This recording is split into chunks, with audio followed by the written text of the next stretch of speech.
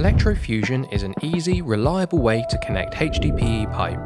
It's so easy that if you follow this full guide, you'll be able to do it in no time. Geberit's Electrofusion works by passing an electric current through the wires embedded in the fitting, melting the fitting and pipe surface together as they cool. Here's what you'll need: pipe, a drill, a scraper, an Electrofusion coupling and an Electrofusion welding machine.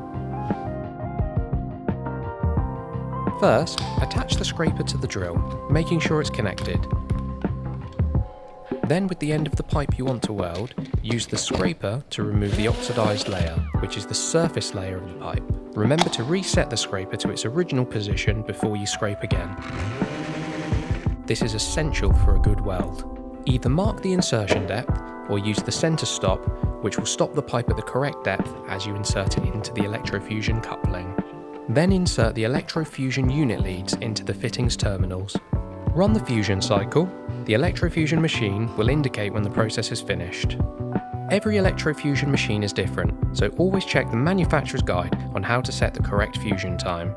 Geberit couplings go a step further. There's a yellow flag that pops up once fully fused, so you know when it's done properly. Once fused, leave to cool, then remove the connection leads and you'll be left with a fully connected pipe. Geberit HDPE is a high-density polyethylene drainage pipe system known for being lightweight, corrosion-resistant and joined by heat fusion rather than glue or compression fittings. Get HDPE pipe for your needs and use it in Electrofusion now at Pipestock.com.